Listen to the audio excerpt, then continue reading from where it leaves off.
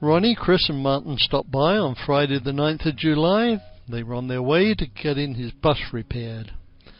It worked out really well because Ronnie drove me to Stoke railway station to pick up our new guests. This week we were joined by Bob and Janet Rugliardi from Missouri. They'd never been to England before, and when Bob called me from Gatwick, I told him to go to the railway station and catch the first train to Stoke-on-Trent, and when he got there to call me for further instructions. At Stoke they'd just started to call when I walked up behind them and said, "Sir, your private bus is waiting for you."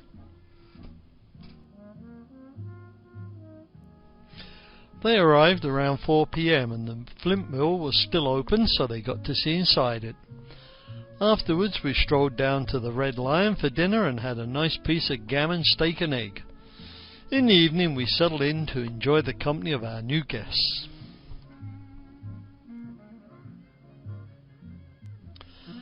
Bob and Janet definitely didn't suffer from jet lag.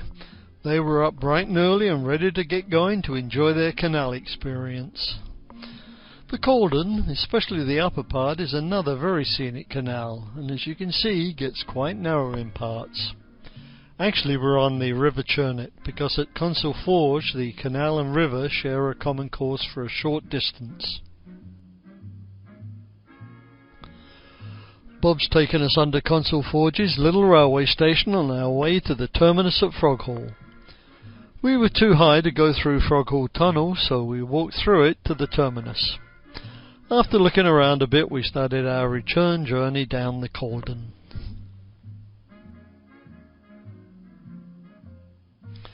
This is looking down on the River Churnet from the canal.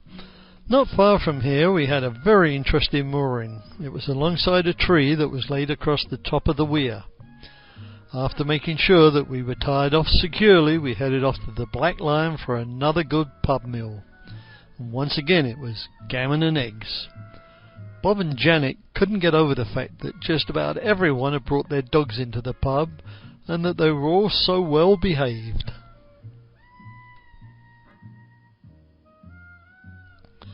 Unfortunately, we had more than our fair share of rain as we cruised this beautiful part of the British waterways. Today was Sunday and it rained as we made our way back to Hazelhurst Junction. Here we popped into the Red Lion for a pint and then turned onto the Leek branch and moored up just before the tunnel.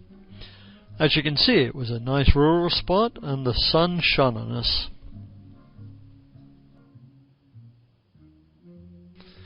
It was overcast with light rain showers as we cruised back down the Caldon and the Trent and Mersey Canal to the mooring outside Wedgwood factory. We had a late supper of beans on toast with an egg on top. Gourmet stuff. The next morning Bob and Janet toured the factory while we did a bit of vacuuming and tidying up. In the afternoon it was a slow boat to Stone. Remember Stone? This is where we got the mouldy pie. Well, Pat talked to the bakery and they were very apologetic and gave her another one, and this one was good.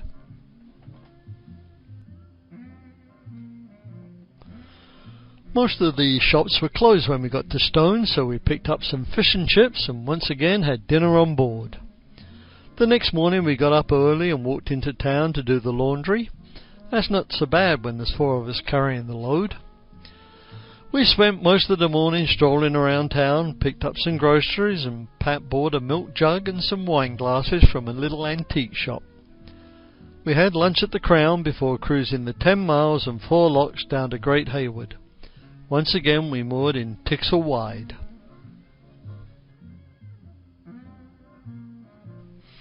It was lovely being back at the Wide, even if it was sprinkling a little bit.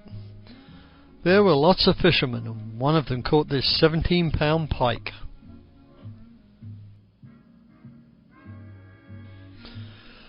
Fishermen are not the happiest of individuals at the best of times, but this one was certainly happy with his catch. After weighing it, they tossed it back in the cut. We walked over to the Clifford Arms for dinner, and Janet was really pleased that it was steak without kidney pie. This was a perfect ending to Bob and Janet's time aboard Claire Justine.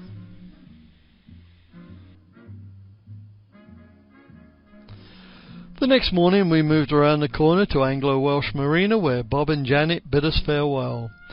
They took a taxi to Stafford Railway Station and started their journey back to Missouri.